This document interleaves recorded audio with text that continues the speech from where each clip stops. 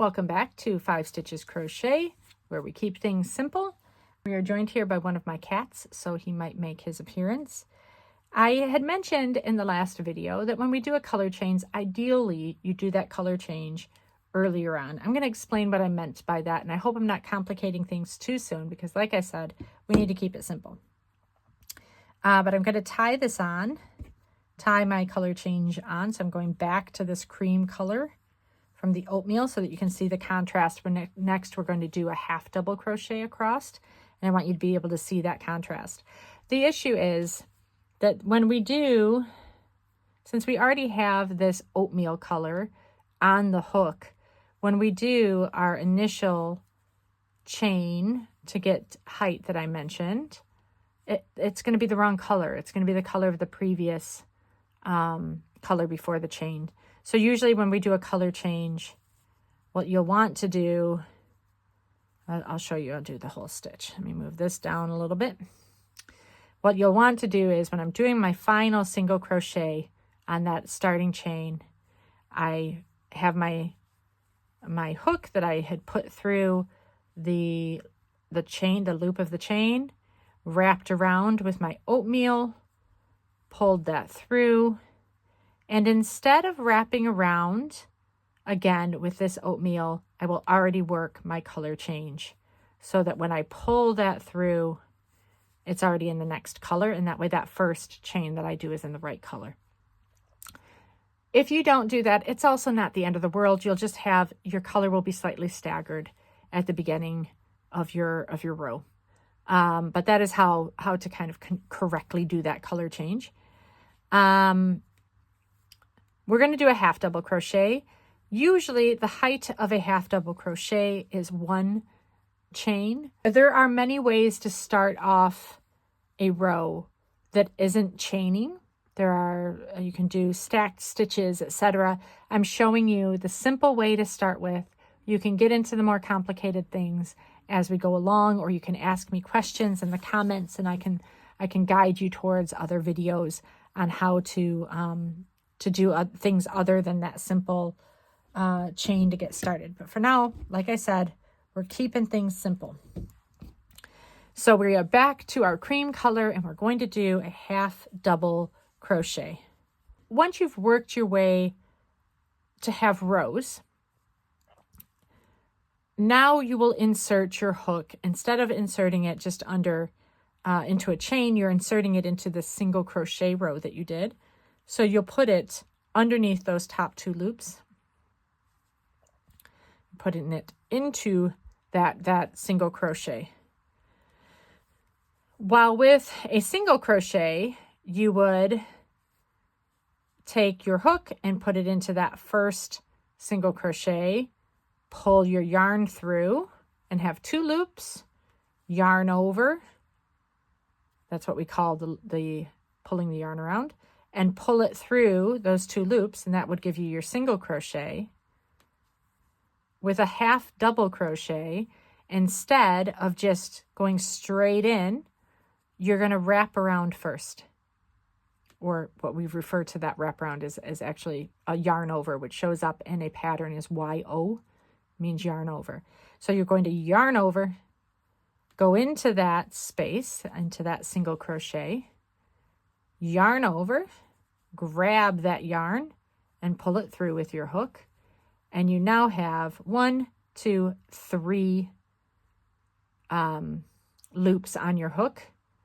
And you're going to yarn over one more time and pull it through all 3 at the same time.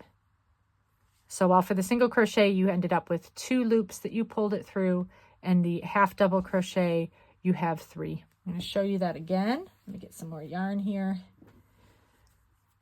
Yarn over, put it underneath the loops of that single crochet, yarn over again, and pull that yarn back through that single crochet, but only through the loops of the single crochet, so that you have 1, 2, 3 loops on your hook, yarn over again, and pull that through.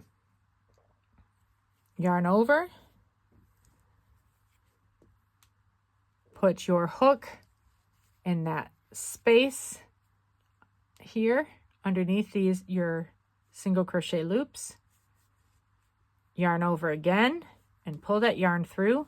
You have your 3 loops, yarn over, pull it through all 3, and you get your half double crochet. You'll see that that's a bit taller than your single crochet was.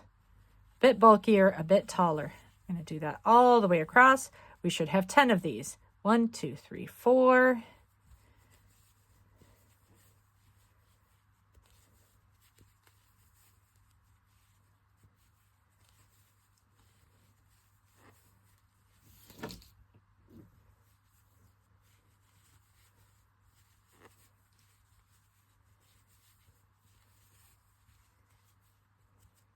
And there's my last one, the 10th one. And again, just like with the previous row, I'm going to tie on my next color before I start my row change.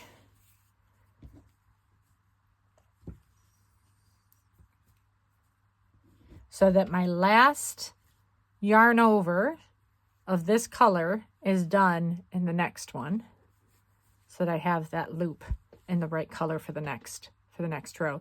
These are your half double crochets. These show up, half double crochet in US terms, these show up as HDC in your patterns.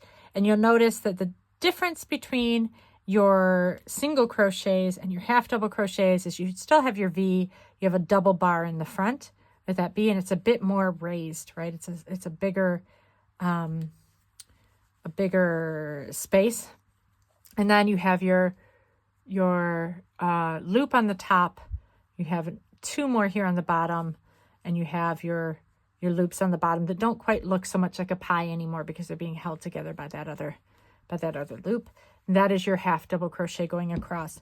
It is very important to note that with that single crochet that you learned, you could make a scarf, you could make a trivet, you could make a pot holder, you could make placemats, you could go to the size that you want to, and width with your chain, and then build up just with a single crochet all the way through. Same with the half double crochet. You can build up with a half double crochet. With these stitches that I have taught you in these 3 videos actually, you can already make so many beautiful items. Get yourself beautiful, vibrant, colorful yarn and go for it. I just got, for example, this Lion Brand mandala Thick and Quick. Look at how gorgeous that is. You could do these same stitches and imagine that beautiful rainbowy scarf that you'd end up with, or placemat or whatnot that you'd end up with. So just know that with that single crochet, you can already make so many things. With a half double crochet, you can already make so many more. And all you have had to learn is those 3 stitches. I'm going to move on in the next tutorial to a double crochet. In the meantime, please do let me know if you have any questions, if you have any comments. Like the video so that I know that you watched it and enjoyed it instead of just kind of flipped through and went on to something else. Let me know if these are helpful or what I can do to make them more helpful for you. And do subscribe if you would like to get updates, because I will continue to add more and more and more of these videos, including pattern videos and showing you what you can make with these very simple stitches.